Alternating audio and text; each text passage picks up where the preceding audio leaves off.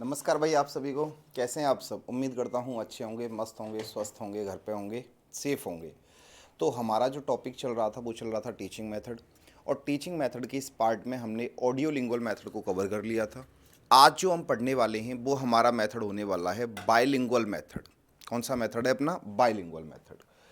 तो bilingual method को आज कवर करते हैं। चलिए, बायलिंगुअल मेथड। अगर हम इस बायलिंगुअल मेथड की बात करें तो this method was developed in 1967। ये मेथड 1967 में डेवलप हुआ था बाई सीजे डॉटसन। इंपॉर्टेंट क्वेश्चन है, कितनी बारी क्वेश्चन ये आ चुका है, ध्यान रखना। बाइलिंगुअल मेथड को डेवलप करने वाले थे सीजे डॉटसन। किसने डेवलप किया था? सीजे डॉटसन ने। Bilingual is a person. Bilingual क्या होता है? Bilingual is a person. Bilingual एक ऐसा आदमी होता है who can jump from one language to another, जो एक भाषा से दूसरी भाषा में जंप कर सकता है एंड स्पीक फ्लुएंटली, और दोनों ही भाषाओं को फ्लुएंटली बोल सकता है। एक ऐसा पर्सन जो एक भाषा से जब मन करे वो दूसरी भाषा में जंप कर जाए और दोनों भाषाओं को फ्लुएंटली बोल पाए, उसको बोलते हैं बाइलिंगुअल। जैसे वो मदर टंग को बोल रहा है, बिल्कुल उसी तरीके से वो टारगेट लैंग्वेज का भी यूज़ कर पाए, उस इंसान को कहा जाता है बाइलिंगुअल पर्सन। अगर मेन पॉइंट्स की बात करें बाइलिंगुअल मेथड की, bilingual method is the Midway approach between grammar cum translation method and the direct method. जो बाइलिंगुअल मेथड है ना, ये एक बीच का रास्ता है ग्रामर कम ट्रांसलेशन मेथड का और डायरेक्ट मेथड का। देखो, ग्रामर कम ट्रांसलेशन मेथड कहता है कि कितना भी मदर टंग को यूज़ कर सकते हैं। डायरेक्ट मेथड कहता है कि आप बिल्कुल भी मदर टंग का यूज़ नहीं करेंगे, दोनों ही चीज़ें पॉसिबल नहीं है। तो हमने एक बीच का रास्ता बनाया और हमने कहा कि यार ऐसा नहीं हो सकता कि हम बिना मदर टंग के बोल पाएँ, ऐसा भी पॉसिबल नहीं है, और ऐसा भी पॉसिबल नहीं है कि बहुत ज़्यादा मदर टंग का यूज़ करें। तो हमने एक बीच का रास्ता अपनाया जिसको हमने नाम दे दिया बाइलिंगुअल मेथड। अब ये बाइलिंगुअल मेथड क्या कहता है वो समझिए। बाइलिंगुअल मेथड कहता है, in this method the understanding of the difficult words of the target language can be made easier by the help of mother टंग।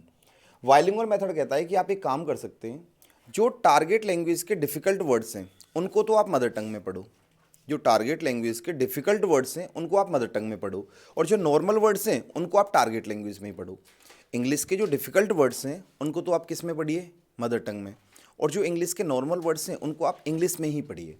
इससे क्या होगा, जो डिफ़िकल्ट वर्ड्स हैं उनको तो आप मदर टंग की मदद से जल्दी सीख जाओगे, बाकी का आप जनरली टारगेट लैंग्वेज में पढ़ते रहो। दिस मेथड सीज, ये मेथड कहता है, there is no need to be artificial to teach the words of the target language. आपको टारगेट लैंग्वेज के वर्ड्स को पढ़ाने के लिए आर्टिफिशियल बनने की जरूरत नहीं है। बहुत इंपॉर्टेंट पॉइंट है। और बताइए मुझे, ये मेथड, ये जो पॉइंट है ना कि आपको टारगेट लैंग्वेज को पढ़ाने के लिए आर्टिफिशियल होने की जरूरत नहीं है, ये बात किस मेथड के लिए कही गई है? तो ये बात कही गई है डायरेक्ट मेथड के लिए। आप सभी को पता है कि जब हम डायरेक्ट मेथड में पढ़ाते हैं तो डायरेक्ट मेथड में पढ़ाते समय चीज़ों को पॉइंट आउट करके बताते हैं। जैसे मुझे एप्पल पढ़ाना है तो एप्पल की इमेज दिखाऊंगा, अगर मुझे बस पढ़ानी है तो बस की इमेज दिखाऊंगा, ट्रेन पढ़ानी है तो ट्रेन की इमेज दिखाऊंगा। तो ये मेथड कहता है कि आपको इतना दिखावटीपन करने की ज़रूरत नहीं है, आप इसको इतना दिखावा करने की ज़रूरत नहीं है। अगर आपको लग रहा है कि नॉर्मल वर्ड है तो उसको मदर टंग की बजाय टारगेट लैंग्वेज में पढ़ा दो। अगर आपको लग रहा है कि डिफ़िकल्ट वर्ड है तो आप उसको मदर टंग में पढ़ा दो। ये कहता है ये मेथड। किसी भी विदेशी भाषा के शब्दों को पढ़ाने के लिए क्लासरूम में दिखावटीपन दिखाने की कोई ज़रूरत नहीं होती। This method allows the right use of mother टंग। ये जो मेथड है ना, ये मदर टंग के राइट यूज़ को अलाउ करता है। ध्यान रखना है पेपर में, वो कौन सा मेथड है जो ये कहता है कि मदर टंग का राइट यूज़ किया जाना चाहिए। अब राइट यूज़ क्या होता है देखिए। राइट यूज़ का मतलब होता है कि इस मेथड में जो टीचर है वो तो मदर टंग का यूज़ कर सकता है, लेकिन स्टूडेंट्स मदर टंग का यूज़ नहीं कर सकते। और जब टीचर मदर टंग का यूज़ करेगा ना, तो टीचर भी मदर टंग का यूज़ केवल टारगेट लैंग्वेज के डिफ़िकल्ट वर्ड्स को पढ़ाने के लिए करेगा। जो टारगेट लैंग्वेज के, इंग्लिश लैंग्वेज के जो डिफ़िकल्ट वर्ड्स हैं उनको पढ़ाने के लिए मदर टंग का यूज़ करेगा। कन्वर्सेशन तो टारगेट लैंग्वेज में ही करेगा, बस जो डिफ़िकल्ट वर्ड्स आएंगे इंग्लिश के उनको मदर टंग में एक्सप्लेन करके बता देगा। ये कहलाता है राइट यूज़। जैसे इन this method the learners can not use the mother tongue in the classroom. इस मेथड में जो लर्नर्स होते हैं ना, वो मदर टंग का यूज़ नहीं कर सकते क्लासरूम में। But the teacher can use the mother tongue, लेकिन टीचर मदर टंग का यूज़ कर सकता है to explain the difficult words of the target language. Target language के डिफिकल्ट वर्ड्स को एक्सप्लेन करने के लिए। In this method the mother tongue is the teacher's tool. इस मेथड में ये कहा जाता है कि जो मदर टंग है ना, वेरी इंपॉर्टेंट पॉइंट है, ये ध्यान रखना। इस मेथड में कहा जाता है कि जो मदर टंग है ना वो टीचर्स के टूल के रूप में इस्तेमाल की जानी चाहिए, नॉट द लर्नर्स क्रच। इसे स्टूडेंट्स की बैसाखी नहीं बनाना चाहिए। इसका मतलब क्या है? देखो बैसाखी का मतलब क्या होता है? बैसाखी का मतलब होता है जिसके ऊपर डिपेंड होकर हम चलते हैं, जिसके बिना हम चल नहीं सकते, वो बैसाखी होती है। तो ये मेथड कहता है कि बच्चों को मदर टंग को ना बैसाखी मत बनाओ कि बिना मदर टंग के बच्चा पढ़ ही ना पाए। उसे टीचर्स के टूल के रूप में यूज़ करो। टूल का मतलब क्या होता है? जैसे सपोज़ कि मेरे पास में कोई फ़ैन है और मुझे उसको खोलना है, तो खोलने को तो मैं उससे हाथ से खोल दूंगा, लेकिन आपको नहीं लगता कि अगर मैं किसी इक्विपमेंट का यूज़ कर लूँ, रिंच वगैरह का यूज़ कर लूँ, तो मैं उससे फैन को जल्दी खोल सकता हूँ और आसानी से खोल सकता हूँ, बिना किसी परेशानी के खोल सकता हूँ। तो आप मदर टंग का यूज़ करो, लेकिन सिर्फ और सिर्फ औजार के रूप में, ताकि टीचर जो है ना वो डिफ़िकल्ट वर्ड्स को आसानी से करा पाए। डिफ़िकल्ट वर्ड्स को कराने में टीचर को कोई परेशानी ना हो, इसके लिए यूज़ करो। स्टूडेंट्स की बैसाखी मत बनाओ उसको कि बच्चा उसके ऊपर डिपेंड हो जाए और बच्चा पढ़ ही ना पाए बिना मदर टंग के। ऐसा नहीं करना है। In this method the teachers have to remain strict in the classroom. इस मेथड के अंदर टीचर को ना क्लासरूम के अंदर बहुत ज़्यादा स्ट्रिक्ट रहना पड़ता है। स्ट्रिक्ट क्यों रहना पड़ता है? क्योंकि इसलिए रहना पड़ता है, जो टीचर है ना वो राइट यूज़ करेगा। राइट यूज़ का मतलब क्या है? जैसे सपोज दैट एक सेंटेंस है और उस सेंटेंस में 10 वर्ड आ रहे हैं। अगर ये 10 वर्ड डिफ़िकल्ट हैं तो टीचर इन 10 वर्ड को हिंदी में यूज़ करेगा, मदर टंग में एक्सप्लेन करेगा। दूसरा, अगर एक दूसरा सेंटेंस है उसमें भी 10 वर्ड आ रहे हैं, लेकिन ये 10 वर्ड नॉर्मल वर्ड है। अगर ये 10 नॉर्मल वर्ड हैं तो टीचर फिर इनको किस में यूज़ करेगा बताइए? टारगेट लैंग्वेज में। इसका मतलब इस मेथड में ये पता नहीं चलता कि ये कब method grammar cum translation method बन जाएगा और कब ये मेथड डायरेक्ट मेथड बन जाएगा। तो इसलिए टीचर को इस मेथड में बड़ा स्ट्रिक्ट रहना पड़ता है। और बच्चे तो हमेशा ये चाहते हैं कि हर एक वर्ड को मदर टंग में एक्सप्लेन किया जाए, क्योंकि बच्चों के लिए तो हर एक वर्ड नया वर्ड है, तो उनके लिए तो सारे के सारे वर्ड डिफिकल्ट है। अब बच्चे तो समझ ही नहीं पाएंगे कि कौन सा डिफिकल्ट है और कौन सा नॉर्मल है। तो बच्चे ये चाहेंगे कि हर एक वर्ड हमें मदर टंग में सीखने को मिल जाए। तो टीचर को क्लास में बताइए कैसा रहना पड़ेगा? स्ट्रिक्ट रहना पड़ेगा। अगला point sir, in this method there is little chance to get a teacher who can speak fluently in both languages, the mother tongue and the target language। इस मेथड में ना ये बड़ा डिफिकल्ट टास्क हो जाता है एक ऐसे टीचर को फाइंड आउट करना, एक ऐसे टीचर को मिलना या ऐसे टीचर को पाना जो दोनों भाषाओं को फ्लुएंटली बोल पाए। अब इसमें तो हमें दोनों भाषाओं में फ्लुएंट पर्सन चाहिए, जो मदर टंग का भी यूज़ फ्लुएंट कर पाए और टारगेट लैंग्वेज का भी यूज़ फ्लुएंट कर पाए। अब ऐसे टीचर मिलते कहाँ हैं जो मदर टंग को भी इतनी ही अच्छे तरीके से बोल लें और उतना ही अच्छे तरीके से टारगेट लैंग्वेज को बोल लें? तो ऐसे टीचर को फाइंड आउट करना बड़ा मुश्किल हो जाता है। दिस मेथड कंसिडर्स दैट, ये मेथड मानता है कि all the 4 language skills are equally important. ये मेथड मानता है कि चारों लैंग्वेज स्किल्स बराबर इंपॉर्टेंट है। ये बात यहाँ तक इस मेथड ने बड़ी प्यारी कही है भाई। कोई मेथड इस बात को नहीं कह पाया कि चारों लैंग्वेज स्किल्स ना बराबर इंपॉर्टेंट है। लेकिन कई बार होता है ना, कुछ ज़्यादा बोलना इंसान के लिए बड़ा खतरनाक हो जाता है, तो ये आगे थोड़ा सा खतरनाक ही बोल गया। इसने कहा कि चारों लैंग्वेज स्किल्स बराबर इंपॉर्टेंट है, यहाँ तक तो बिल्कुल सही बात है।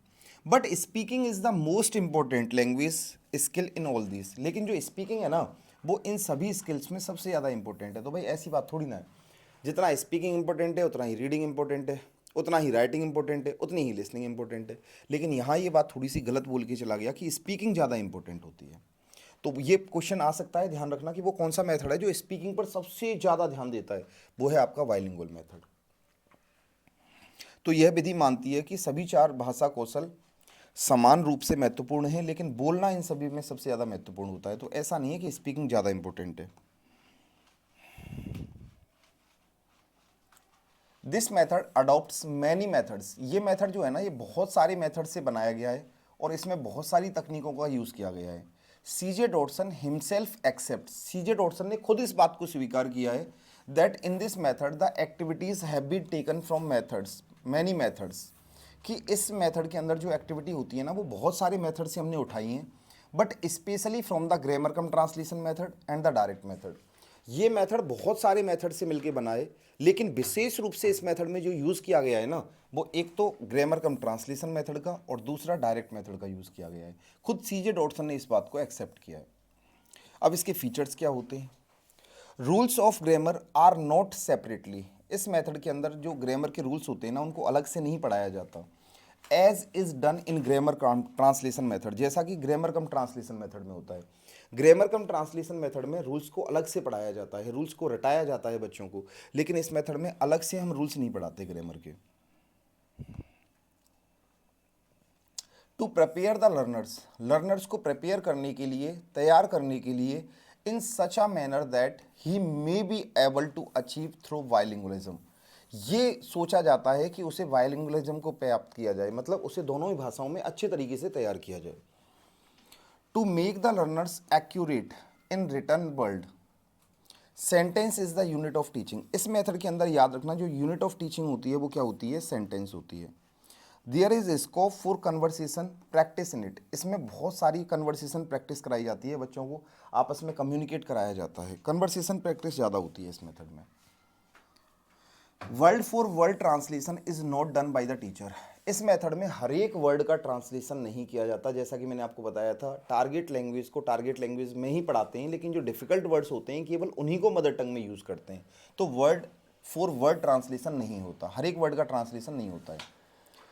Translation is used only when the meaning of a particular word is difficult, translation केवल तभी किया जाता है किसी निश्चित वर्ड का जब उसको एक्सप्लेन करना थोड़ा सा डिफिकल्ट हो, थोड़ा डायरेक्ट मेथड के माध्यम से, मतलब हम उस वर्ड को टारगेट लैंग्वेज में नहीं पढ़ा पा रहे हों तभी केवल उस वर्ड को हमें हिंदी में मदर टंग में एक्सप्लेन करना होता है।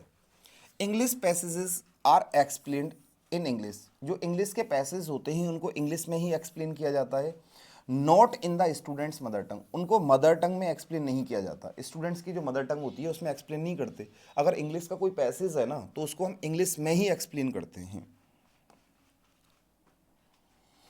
अब प्रोसीजर क्या है इसके अंदर, first the teacher reads out a dialogue to the class, सबसे पहले जो टीचर होता है वो एक डायलॉग होता है जिसको क्लास में पढ़ता है। The students listen to the teacher, जो स्टूडेंट्स होते हैं वो टीचर को सुनते हैं, विद देयर बुक्स क्लोज्ड, अपनी किताब को बंद करके, स्टूडेंट्स के सामने किताब होती है वो अपनी किताब को बंद कर देते हैं। सबसे पहले टीचर एक सेंटेंस बोलता है, बच्चे उसको सुनते हैं। The students repeat the lines, फिर स्टूडेंट्स उन्हीं लाइन्स को रिपीट करते हैं जो टीचर ने बोली है, विद द टीचर, टीचर के साथ में, विद देयर बुक्स ओपन, अपनी किताबों को खोल के। इन द सेकेंड रीडिंग, दोबारा रीडिंग करते समय सबसे पहले क्या किया, टीचर ने एक सेंटेंस बोला, बच्चों के सामने किताब रखी हुई है बिल्कुल बंद है, बच्चे केवल उसकी बात को सुनेंगे, टीचर की बात को। दूसरी बार में क्या करेंगे, जब दूसरी बार रीडिंग होगी तो बच्चे जो है ना वो अपनी किताब को खोल के रखेंगे, ओपन रखेंगे और टीचर के साथ में उन लाइंस को रिपीट करेंगे जो टीचर ने बोली हैं। The aim of bilingual method, bilingual method चाहता क्या है, this method helps the learners to speak fluently in the target language, ये एक ऐसा मेथड है जो ये चाहता है कि बच्चे टारगेट लैंग्वेज में मतलब इंग्लिश लैंग्वेज में फ्लुएंटली बोल पाएं, ये मेथड का उद्देश्य है।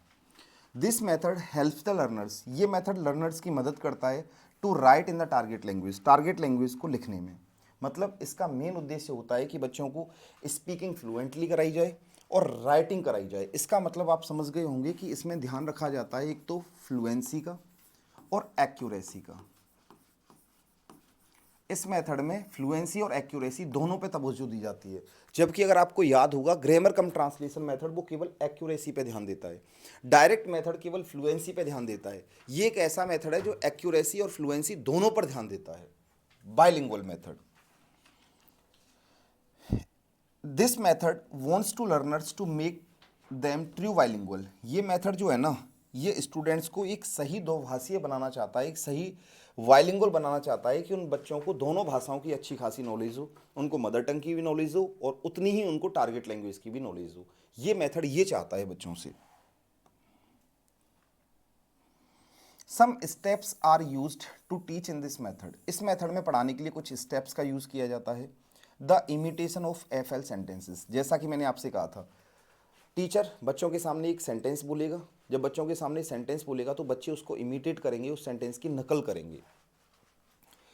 एम्प्टी स्टिमुलस, उसके बाद में अगर टीचर को लगेगा कि वो सेंटेंस में कुछ वर्ड डिफिकल्ट हैं तो टीचर उनको मदर टंग में एक्सप्लेन करेगा।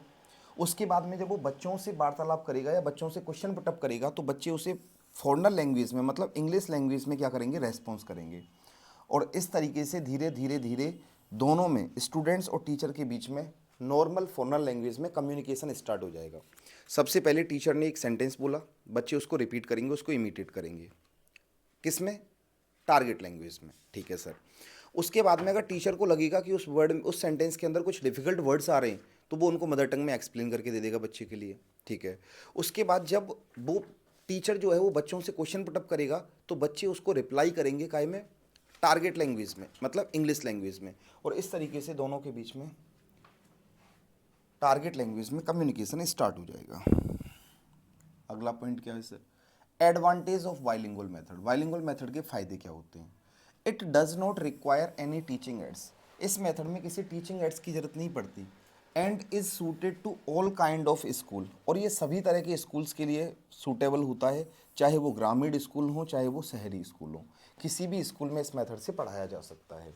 और इसमें कोई टीचिंग एड्स की जरूरत नहीं होती, क्योंकि अगर कोई नॉर्मल वर्ड है इंग्लिश लैंग्वेज का तो उसे इंग्लिश में पढ़ाया जाएगा, अगर डिफिकल्ट वर्ड आ रहा है तो उसको मदर टंग में एक्सप्लेन करके बढ़ा देंगे, तो इसीलिए हमें इसमें किसी टीचिंग एड की कोई जरूरत नहीं होती।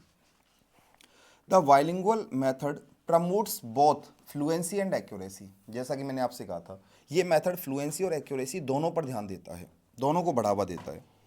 The difficult words of the target language, जो टारगेट लैंग्वेज के डिफिकल्ट वर्ड्स होते हैं, कैन बी इजियर, वो ज़्यादा आसान हो जाते हैं by the help of mother tongue, mother tongue की मदद से। अगर डिफिकल्ट वर्ड आ रहा है कोई इंग्लिश लैंग्वेज का तो उसे मदर टंग में एक्सप्लेन कर दो तो बच्चा आसानी से उसको सीख सकता है, सीखने में कोई परेशानी नहीं आती है बच्चे को। Limited and controlled use of mother tongue allows the students to speak in the target language. अब देखो इसमें क्या होता है, जो स्टूडेंट्स होते हैं वो मदर टंग का यूज़ कर नहीं सकते, जब वो मदर टंग का यूज़ नहीं कर सकते तो इसी वजह से उनको बोलना पड़ता है किसमें, टारगेट लैंग्वेज में। अब टीचर एक्सप्लेन कर देगा डिफिकल्ट वर्ड को तो बच्चे सीख जाएंगे, लेकिन वो बोलेंगे किसमें, उसे टारगेट लैंग्वेज में, तो धीरे धीरे उनकी टारगेट लैंग्वेज में बोलने की जो हैबिट है वो डेवलप होती चली जाएगी। The right use of mother tongue, mother tongue का जो राइट यूज होता है ना, does not spoil the environment of the classroom, इससे क्लास का माहौल भी खराब नहीं होता। एक बात बताइए, अभी मैं आपको ग्रामर कम ट्रांसलेशन मेथड से पढ़ा रहा हूँ क्लास के अंदर, ठीक है, और मैं मदर टंग का यूज़ कर रहा हूँ। जब मैं बहुत ज़्यादा मदर टंग का यूज़ कर रहा हूँ तो मेरे अगर कोई आस पड़ोस में से होके, इधर रास्ते में से होके कोई जा रहा है तो उसे लगेगा कि यार ये तो मदर टंग का यूज़ कर रहा है, मतलब यहाँ तो केवल हिंदी पढ़ाई जा रही है। वहीं अगर मैं आपको डायरेक्ट और केवल इंग्लिश में ही पढ़ाने लग जाऊँ तो आप क्लास में मेरे थोड़ा सा अनकंफर्टेबल हो जाओगे, क्योंकि टारगेट लैंग्वेज आपको आती नहीं है। तो हमें एक ऐसा रास्ता अपनाना है कि जनरली हमारी क्लास इंग्लिश में चलेगी, लेकिन अगर कोई डिफ़िकल्ट वर्ड आएगा तो उसे हम इंग्लिश की बजाय हम हिंदी में एक्सप्लेन कर देंगे, तो बच्चे का इंटरेस्ट भी बना रहेगा, बच्चा क्लास में कंफर्टेबल भी रहेगा और क्लास का माहौल भी नहीं बिगड़ेगा। तो ये इस मेथड में फ़ायदा हो जाता है। The complex words of the target language can not explain without using mother tongue. भाई जो टारगेट लैंग्वेज के डिफिकल्ट वर्ड्स होते हैं ना, उनको बिना मदर टंग में एक्सप्लेन किए हम पढ़ा ही नहीं सकते, ऐसा हो ही नहीं सकता कि हम उनको पढ़ा पाएँ बिना मदर टंग में एक्सप्लेन किए। This method prepares the learners as a true bilingual, ये मेथड लर्नर्स को एक सही दोभाषी बनाता है, दोनों भाषाओं की एक अच्छी खासी नॉलेज देता है। डिसएडवांटेज क्या होते हैं सर बाइलिंगुअल मेथड के, अगर डिसएडवांटेज की बात की जाए, if the teacher does not carry out this method properly it may turn into grammar cum translation method and the direct method. यदि इस मेथड को क्लासरूम के अंदर सही तरीके से कैरी आउट नहीं किया गया, सही तरीके से नहीं चलाया गया, तो पता ही नहीं चलेगा कि कब ये method grammar cum translation method बन जाएगा, कब डायरेक्ट मेथड बन जाएगा। जैसा अगर टीचर थोड़ा सा स्ट्रिक्ट नहीं रहेगा और वो हर एक वर्ड को एक्सप्लेन करने लग जाए हिंदी में, तो ये ग्रामर कम ट्रांसलेशन मेथड बन जाएगा। और अगर सारे के सारे डिफिकल्ट वर्ड्स को भी वो इंग्लिश में ही पढ़ाने लग जाए तो ये मेथड डायरेक्ट मेथड बन जाएगा। तो इस मेथड को सही तरीके से चलाना पड़ता है। अगर उसे टीचर को लगेगा कि डिफिकल्ट है तो मदर टंग में एक्सप्लेन करो, अगर उसे लग रहा है कि नहीं नॉर्मल वर्ड है तो उसे टारगेट लैंग्वेज में ही पढ़ाओ। तो इसको प्रॉपर तरीके से चलाना पड़ता है इस मेथड को क्लास के अंदर, और नहीं चलाएगा तो ये कभी भी ग्रामर कम ट्रांसलेशन मेथड बन सकता है और कभी भी डायरेक्ट मेथड बन सकता है। This method slows down the learning process, इस मेथड में जो सीखने की प्रोसेस होती है ना वो धीमी हो जाती है, धीमी तो ऑटोमेटिकली हो जाएगी।